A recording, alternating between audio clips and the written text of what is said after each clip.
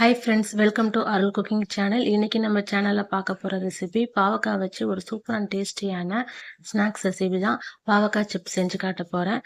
குழந்தைங்க பெரும்பாலும் பாவக்காய் சாப்பிடவே மாட்டாங்க.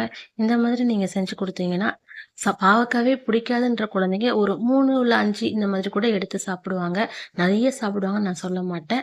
பாவக்காவே சாப்பிடாத குழந்தைங்க நல்லா கிறிஸ்பியாக டேஸ்ட்டாக ஸ்நாக்ஸாக ஒரு 3லேருந்து 4 சாப்பிட்டா நமக்கு போதாதா? இப்போ வாங்க எப்படி செய்யணும்னு பார்க்கலாம். ஃபஸ்ட்டு நல்லா கழுவிட்டு இந்த மாதிரி நல்லா ரவுண்டாக கட் பண்ணி எடுத்துக்கிறேன். அது உள்ளே இருக்கிற அந்த விதையும் இருக்கும். இந்த மாதிரி கட் பண்ணி எடுத்துக்கோங்க. நெக்ஸ்ட்டு இதை ஒரு அகலமான பாத்திரத்தில் மாற்றிக்கிறேன். இப்போ பாவக்காய்க்கு ஏற்ற மாதிரி உப்பு போட்டுக்கலாம். நான் ஒரு 1/2 ஸ்பூன் அளவுக்கு சால்ட் சேர்த்துக்கிறேன். நெக்ஸ்ட்டு ஒரு 50 கிராம் அளவுக்கு கடலை மாவு சேர்த்துருக்கேன். இந்த காய் வந்து 300லேருந்து 400 கிராம் அளவுக்கு இருக்கும். அது 50 கிராம் கடலை மாவு கரெக்டாக இருக்கும். அதில் பாதி அளவுக்கு கார்ன்ஃப்ளவர் மாவு எடுத்திருக்கேன். மீதி பாதி அளவுக்கு வந்து அரிசி மாவு, மைதா மாவு 2மே சேர்த்துருக்கேன். ஒரு 1/2 ஸ்பூன் அளவுக்கு மஞ்சள்தூள், 1/2 ஸ்பூன் சீரகத்தூள், 1/2 ஸ்பூன் கரம் மசாலா, கொஞ்சமாக சோம்பு சேர்க்கறதா இருந்தாலும் சேர்த்துக்குங்க. ஒரு 1 ஸ்பூன் அளவுக்கு காஷ்மீர் சில்லி பவுடர் சேர்த்துருக்கேன்.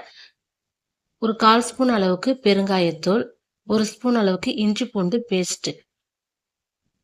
இப்போ இது நல்லா ஈவனாக மிக்ஸ் பண்ணிக்கலாம். மைதா மாவு 1/2 ஸ்பூன் மைதா மாவு, 1/2 ஸ்பூன் அரிசி மாவு சேர்த்துருப்பேன். நெக்ஸ்ட்டு கொஞ்சமாக தண்ணி சேர்த்துக்கலாம். நான் ஃபுட் கலர் சேர்க்கல, அதுக்கு பதிலாக தான் காஷ்மீர் சில்லி பவுடர் சேர்த்துருக்கேன். நல்லா பாவக்காவை மாவோடு இந்த அளவுக்கு நல்லா மிக்ஸ் பண்ணிக்கோங்க. டீப் ஃப்ரை பண்ணுறதுக்கு தேவையான அளவு எண்ணெய் ஊற்றி, எண்ணெய் நல்லா சூடானதுக்கப்புறம் 1 பை 1 இந்த மாதிரி போட்டுக்கோங்க. ஸ்டவ்வை சிம்மில் வச்சு செய்யுங்க. அப்போ தான் நல்லா கிறிஸ்பியாக நல்லா டேஸ்ட்டாக குக் ஆகும். காய் ஒரு பக்கம் குக் ஆனதும் இன்னொரு பக்கம் திருப்பி போட்டுக்குங்க. மைதா மாவு நம்ம எதுக்கு சேர்க்குறோன்னா, இதில் நார்மலாக சேர்க்குறத விட மைதா மாவு சேர்க்கும் போது நல்லா இந்த மாதிரி கோட்டிங் நல்லா சூப்பராக பிடிக்கும். அதனால தான் மைதா மாவு சேர்க்குறது. உங்களுக்கு வேண்டாம்னா ஸ்கிப் பண்ணிக்கோங்க. எண்ணெயோட சலசலப்பு நல்லா நின்றதும் ஆயிலிருந்து சிப்ஸை நம்ம வெளியே எடுத்துக்கலாம். அதான் ஒரு சூப்பர் அண்ட் டேஸ்டான சிப்ஸ் ரெடி ஆகிடுச்சு. இதே மாதிரி மீதி இருக்கிறதையும் பொரிச்சு எடுத்துக்கலாம். நெக்ஸ்ட்டு பாவக்காய் இந்த மாதிரி சிப்ஸ் பண்ணும்போது கட் பண்ணிவிட்டு அதில் தண்ணி, உப்பு, மஞ்சள் போட்டு ஊற வச்சு வடிகட்டிட்டு செய்வாங்க. ஏன்னா அதில் இருக்கிற கசப்பு போகணும்னு சொல்லிட்டு.